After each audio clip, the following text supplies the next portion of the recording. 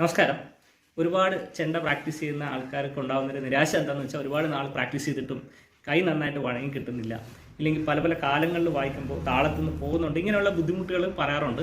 അപ്പോൾ അത്തരക്കാർക്കെല്ലാം ഈ വീഡിയോ ഉപകാരപ്രദമാകുമെന്ന് ഞാൻ വിശ്വസിക്കുന്നു. ഇതിനകത്ത് ഇപ്പോൾ വായിക്കാൻ പോകുന്ന നോട്ട് അതാദ്യം എന്താണെന്ന് വായിച്ച് കാണിച്ചു തരാം. അതിനുശേഷം നമുക്കത് എങ്ങനെയാണ് അത് ട്യൂട്ടോറിയൽ പോലെ പഠിക്കാം കേട്ടോ.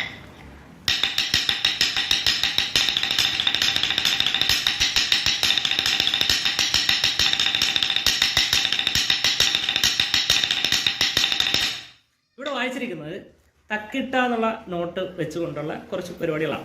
അതായത് നമ്മൾ കർണാട്ടിക് മ്യൂസിക്കിലെ ആദ്യ താളം എന്ന് പറഞ്ഞാൽ 8 അക്ഷരകാലമുള്ള താളമാണ്. 8 അക്ഷരകാലം എന്ന് ഉദ്ദേശിക്കുന്നത് സിമ്പിളായിട്ട് പറഞ്ഞാൽ 8 സെക്കൻഡ് ആണെന്ന് വിചാരിച്ചു. കാലം എന്ന ടൈം എന്നാണ് അർത്ഥം.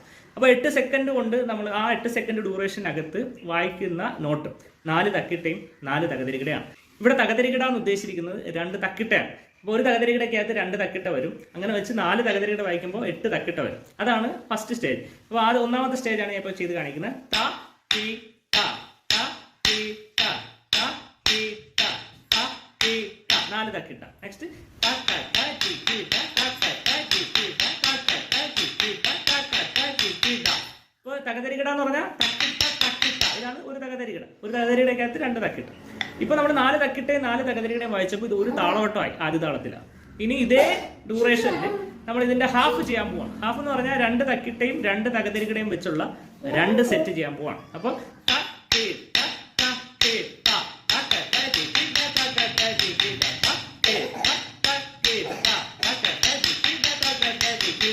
ഇത് 2 സെറ്റ് വായിച്ചപ്പോൾ ഇവിടെയും ഒരു താളവട്ടമായി, അതായത് 8 അക്ഷരകാലം ആയി, അല്ലെങ്കിൽ 8 സെക്കൻഡ് ആയി.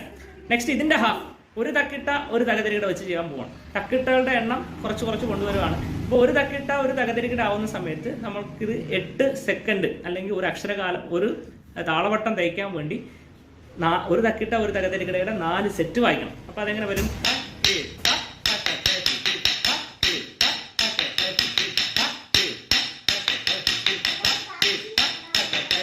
ഇത്രയും വായിക്കണം. അപ്പോൾ ഇതെങ്ങനെയാണ് വരുന്നത്?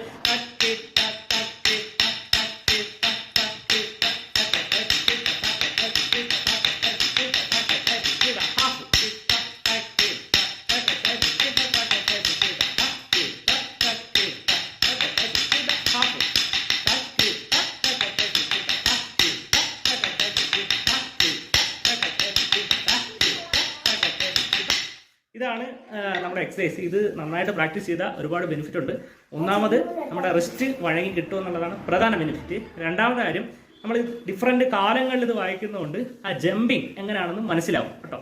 മൂന്നാമത്തെ ബെനിഫിറ്റ് എന്താണെന്ന് വെച്ചാൽ നമ്മളിത് കൗണ്ട്